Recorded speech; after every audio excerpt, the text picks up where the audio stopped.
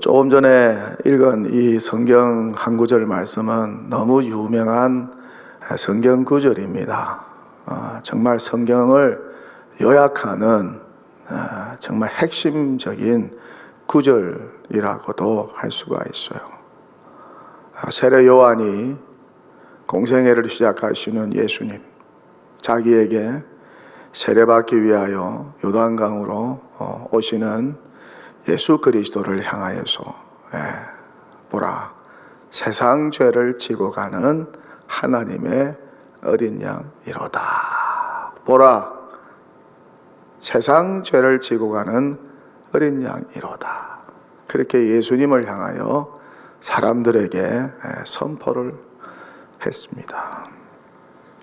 왜 예수님이 하나님의 어린 양이 되셔야 하셨을까요? 왜요? 또 세례 요한은 왜 세례받기 위하여 요단강으로 나오시는 예수님을 향하여 보라, 세상 죄를 지고 가는 하나님의 어린 양이라고 소개를 하고 있을까요? 어떻습니까? 남의 짐을 대신 지고 가는 거 얼마나 힘든 일입니까? 여러분 여행하다가 남의 짐 여러분 지고 둘러맨 적이 있습니까? 엄청 힘들어요. 자기 짐도 무거운데 남의 짐까지 들고 간다는 것은 굉장히 힘든 일입니다. 그런데 남의 죄를 대신 지어주면 그것이 더 힘들겠죠? 남의 죄를 지어서 감옥 가보신 적이 있으세요? 나는 죄가 없는데 내 사랑하는 친구, 내 사랑하는 가족이 죄를 지어서 너무 힘들어해서 내가 대신 그 일을 범했습니다. 그래서 남의 죄를 대신 지고 감옥 생활 해본 적이 있습니까? 죄가 중하면 어떻습니까? 대신 죄를 뒤집어 쓰고 남의 죄 지다가 죽을 수도 있습니다. 평생 감옥 생활하다가 나오지 못할 수도 있습니다. 그렇게 남의 짐을 지고 간다는 것은 힘든 일입니다. 고난입니다. 그런데 왜 죄 없으신 하나님의 아들 예수 그리스도를 향하여 이 세례 요한은 축복을 못하고 세상 죄를, 그것도 한 사람의 죄가 아니고 자기 죄도 아니고 세상 죄를 지고 가는 하나님의 어린 양이라고 했을까요? 이 어린 양의 문제는 신약 시대뿐만 아니라 구약 시대의 문제이기도 했습니다. 구약 시대의 문제, 신약 시대의 문제뿐만 아니라 인류가 직면한 가장 난제 중에 하나입니다. 이스라엘 백성들이 죄를 지으면 어떻게 죄의 문제를 해결했다고 하나요? 기억이 나시죠? 속죄의 제사를 통해서 이 죄의 문제를 해결했습니다. 인간이 직면한 가장 큰 문제가 죄의 문제 아니겠습니까? 모든 것이 죄를 통하여 일어나는 것이거든요. 그것은 바로 어떤 것입니까? 어린 양을 죽이는 것입니다. 하나님이 정하신 동물을 죽여서 피를 흘리게 하여서 고통받게 하여서 그 죽음의 대가로, 그 고통의 대가로, 그 피 흘림의 대가로 백성들이 하나님께 죄 용서를 받았습니다. 그렇게 죄의 문제를 해결받고 죄 사함을 받았습니다. 구약의 방식입니다.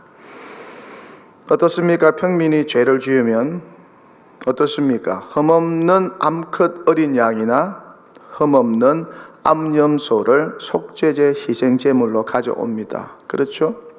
그렇게 끌어다가 제주가 제물을 가지고 오는 사람이 제주가 성막에 있는, 회막에 있는 제사장 앞에 나아갑니다. 그러면 어떻게 합니까? 제사장이 속죄 제물의 머리에 안수를 하고 이 제주의 죄가 이 어린 양에게, 흠없는 어린 양에게 그 죄가 전가된다는 뜻이죠. 트랜스퍼 시키는 그런 어떤 예식이죠. 이런 안수를 하고 그 어린 양을 번제소에서 잡습니다. 그렇게 그 어린 양을 잡아서 피를 흘리게 하여 고통받게 한 후에 죽입니다. 그리고 어떻게 하나요? 제사장이 피를 손가락으로 찍어서 번제단 뿔에 이렇게 바릅니다. 그리고 그 남은 피 전부는 어떻게 합니까? 제단 밑에 다 뿌립니다. 그러면 번제단 뿔에 새겨진 죄가 지워지고 어린 양을 제단 위에서 불사르게 되면 어떻게 되나요? 제주의 죄값이 사해지는 것이죠.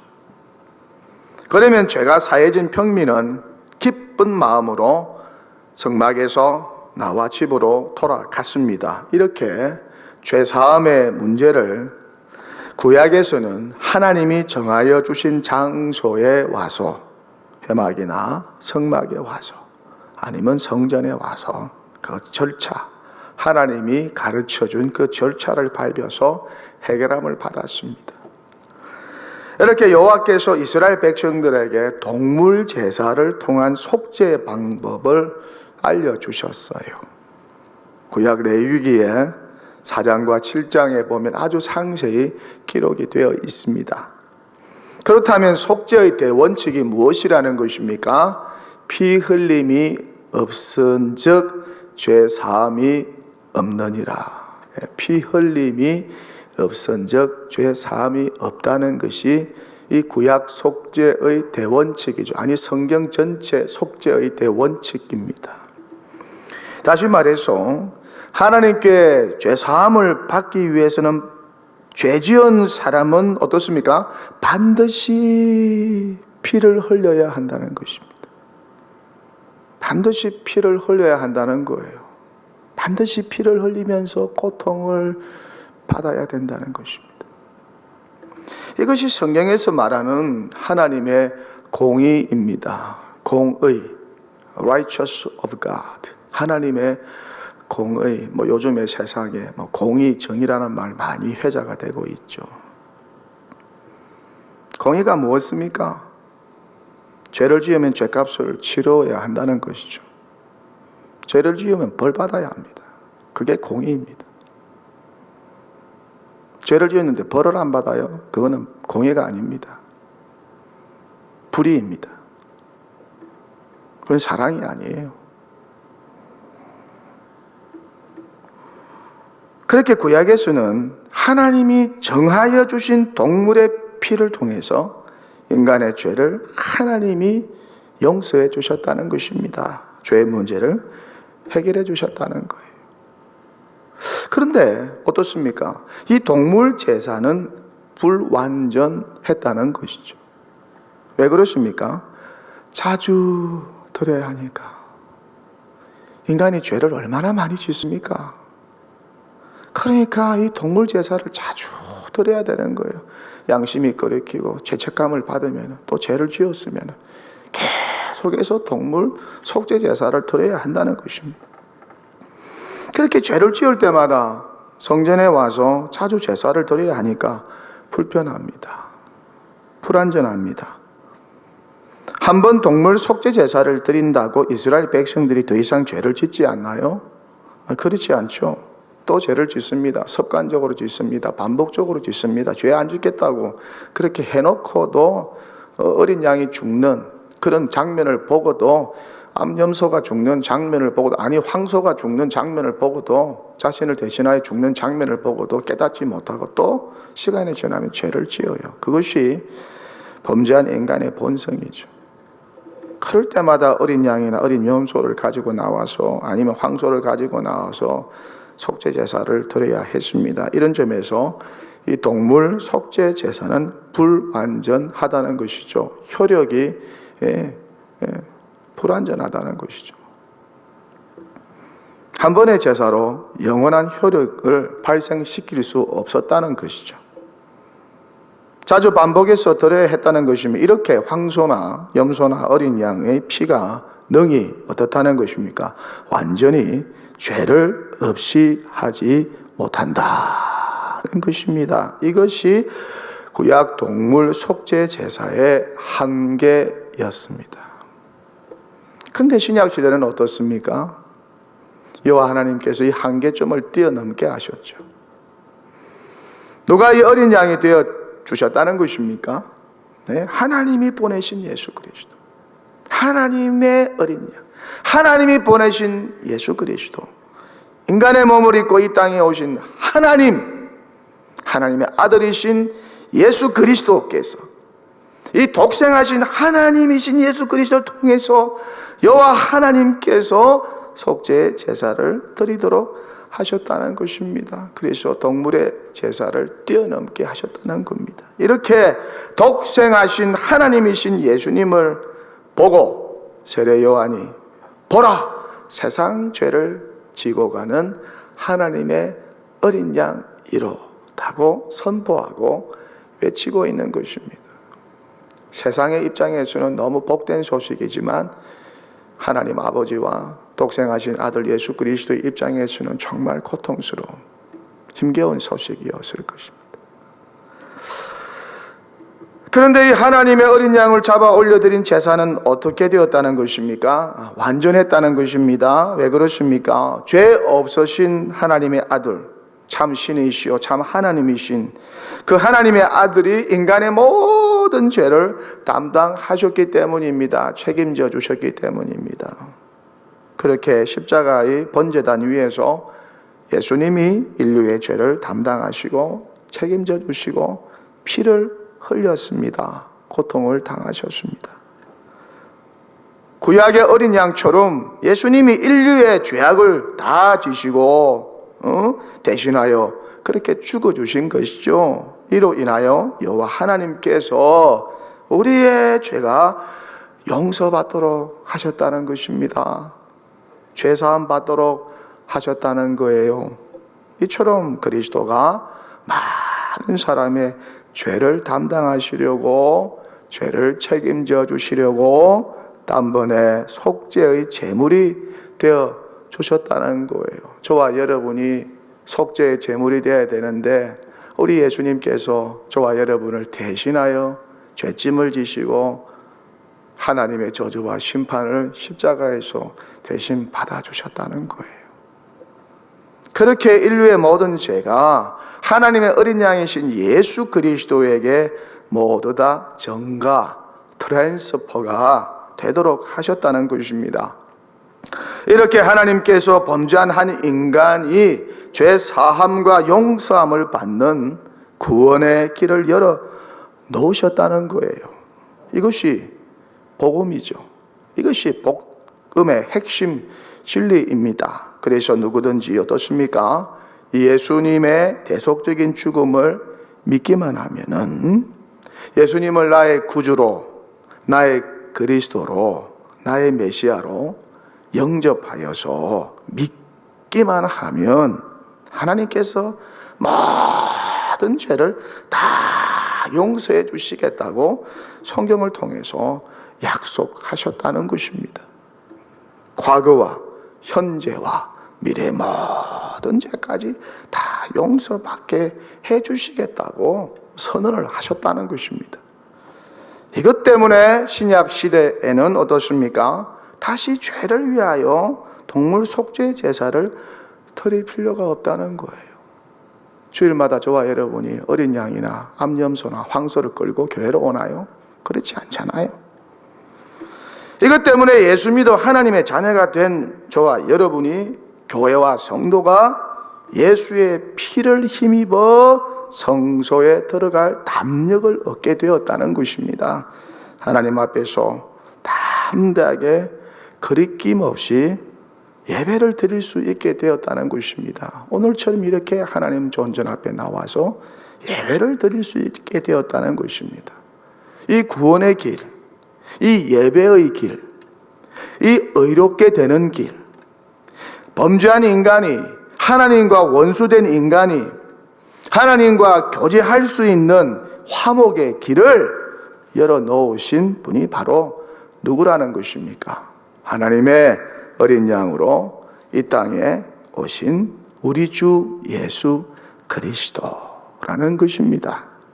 그래서 누구든지 예수님의 이 대속적인 죽음, 구약의 어린 양처럼 속죄 제물로 죽어주신 예수님을 믿으면, 그분을 나의 구주로 영접하면, 마음으로 믿어 입으로 시인하면 그 예수님의 의가 나에게 트랜스퍼, 전가가 되어서 의롭게 되어진다는 것입니다. 그렇게 예수님 안에 있는 또 다른 의인 하나님의 의가 나의 의가 된다는 것입니다. 그렇게 예수님을 믿는 그 믿음으로 인하여서 우리의 죄가 하나님께 용서를 받게 된다는 것이죠. 용서받게 되니까 어떤 일이 벌어지나요? 하나님의 저주와 심판으로부터 풀려나게 되고 자유롭게 된다는 것입니다. 죄에서 자유로운 인생이 된다는 것입니다. 예, 죄에서 자유함을 누리는 기쁨보다 더 큰 기쁨이 없어요. 그래서 사도 바울은 범죄한 인간을 구원하는 것은 율법으로 난 행위의 의로움이 아니다. 인간의 공로나 선행과 같은 그런 율법의 행위로 인하여 드러난 그런 의로움 때문이 아니다. 대신 예수 그리스도를 믿음으로 말미암아 난 하나님의 의 때문이라고 힘을 주어서 그는 로마서에서 강조를 하고 있습니다. 그러므로 율법의 행위로 그의 앞에, 하나님 앞에 의롭다 하심을 얻을 육체가 없나니 율법으로는 죄를 깨달음이니라. 이제는 율법 외에 하나님의 한 의가 나타났으니, 율법으로 인한 의와 대치되는 하나님의 한 의가 나타났으니 율법과 선지자들에게, 구약에서란 뜻이죠, 증거를 받은 것이라. 곧 예수 그리스도를 믿음으로, 예수를 나의 구주로, 나의 그리스도로, 죄에서 건질 구원자로, 나의 하나님으로 믿음으로 말미암아 모든 믿는 자에게, 예수를 믿는 자에게 미치는 하나님의 의인이 차별이 없느니라. 그렇게 말씀을 하고 있습니다. 예수 믿으면 이렇게 하나님의 의가 내 것이 된다는 것이죠. 이것이 믿음이 주는 가장 큰 축복이요 선물입니다. 그렇게 의롭게 되면 당연히 어떻습니까? 하나님께 의롭다 인정을 받아서 구원에 이르게 된다는 것이죠. 그 하나님의 의 되신 분이 누구라는 것입니까? 바로 예수 그리스도요. 예수를 죄에서 건질 구주로, 그리스도로 믿음으로 이 예수님이 가지신 이 하나님의 의가 나에게 증가가 되어서 효력이 발생하게 되어서 구원에 이르게 된다는 것입니다. 이로 인하여 하나님은 예수 믿는 자들을 더 이상 죄인이라고 하지 않으시고 어떻습니까? 예수 믿는 자들을 향하여서 의롭다, 너희들은 이제 의인이다, 그렇게 선언하시고 인정하신다는 것입니다. 그렇기 때문에 아담 이후로 범죄한 인간이 의롭게 되는 것은 율법의 행위에 있지 않고 인간의 선행이나 인간의 공로에 있지 않고 즉 믿음으로 된다고 성경은 말씀하고 있어요. 그러므로 사람이 의롭다 하심을 얻는 것은, 범죄한 사람이 의롭다 하심을 얻는 것은 율법의 행위에 있지 않고 믿음으로 되는 줄 우리가 인정하노라. 그 믿음은 바로 예수를 나의 구주로 영접하는 믿음인 것이죠. 죄에서 건질 구주로 영접한다는 것이죠. 이 영접하는 믿음을 통해서 범죄한 인간이 하나님의 자녀가 되는 권세와 특권을 누리게 된다고 성경은 말씀하고 있어요.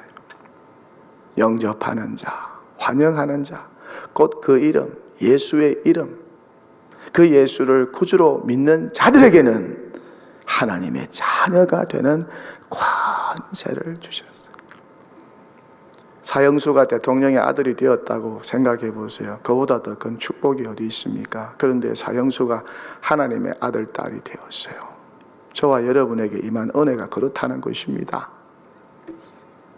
하나님께서 그 아들을 죽이고 저와 여러분을 그렇게 양자로 입양해 주셨다는 거예요. 하나님의 자녀로. 그래서 하나님께서 가지고 있는 좋은 것들을 다 나누어 주신다고 그렇게 약속을 하셨습니다. 오늘 이 시간 혹 설교를 듣다가 교회는 다니지만 오랫동안 교회에 몸담고 있었지만 예수 믿는 가정에 태어났지만 아직까지 예수님을 나의 구주로 personal savior, 나의 개인의 구주로, 나의 그리스도로, 나의 메시아로, 나의 하나님으로 영접하지 않은 분이 계시다면 이 시간 예수님을 구주로 꼭 영접하시기 바랍니다. 그리고 주변에 예수님을 아직 영접하지 못한 분들이 있다면 간단하게 복음을 전하시고 예수님을 구주로 영접하라고 전하시기 바랍니다. 이것 때문에 교회가 있는 것이죠. 교회가 세상 속에 세워져 있는 겁니다. 예수님이 이 일 때문에 이 땅에 오신 것입니다. 예수님이 할 일이 없으셔서 세상 구경하러 이 땅에 오신 것 아니에요. 이것이 하나님께서 신약 시대에 온 인류를 향하여 열어놓으신 죄사함의 길입니다. 축복의 길입니다. 구원의 길입니다. 정말 좋은 소식인 것이죠. 복된 소식입니다. 요한겔리온입니다. 가스펠입니다. 굿뉴스입니다. 그저 예수님의 십자가의 죽음, 대속적인 죽음을 믿기만 하면은, 나를 위한 죽음으로 받아들이기만 하면은 우리의 모든 죄, 과거, 현재, 미래 모든 죄 다 용서함 받게 된다는 것입니다. 그렇게 저 용서를 받아서 하나님께서 이제는 하나님의 진노와 저주 아래에 놓여 있는 죄인이 더 이상 죄인이 아니라 의인이 되었다고 선언하신 것입니다. 그렇게 의롭게 되었으니까 하나님께서 의인된 저와 여러분을 구원해 주셨다는 것입니다. 그렇게 죄에서 구원받아 죄의 저주와 심판에서 구원받아 하나님의 자녀가 되고 천국 영생을 소유하게 된 천국 백성이 되었다는 것입니다. 이 놀라운 구원의 계획을 위하여 하나님께서 어떻게 하셨다는 것입니까? 당신의 독생자 예수 그리스도를 이 땅에 보내셨다는 것입니다. 하나님의 독생자를 이 땅에 보내셨다는 거예요. 여러분 같으면 독생자를 이렇게 험한 일에 죽는 사지에 보낼 수 있습니까? 근데 하나님 아버지는 그러셨다는 거예요. 저와 여러분을 너무 사랑하시기 때문에. 이것이 성경이 말하는 구원이요 복음이요 은혜입니다. 이렇게 하나님 아버지 품속에 계신 독생하신 하나님이신 예수님께서 이 땅에 오신 날이 바로 성탄절이라는 것이죠. 크리스마스. 정말 고맙고 감사한 날이죠. 축제입니다. 축제.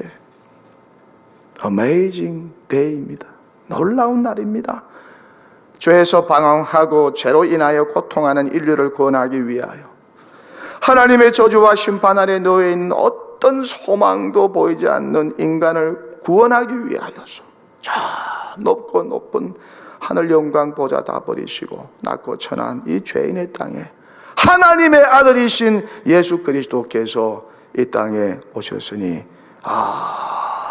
얼마나 감사한지 몰라요. 세상에서 이보다 복된 소식이 어디 있습니까? 그렇게 세상에 이 복된 소식을 알리고 전파하는 날이 바로 성탄절이라는 것이죠.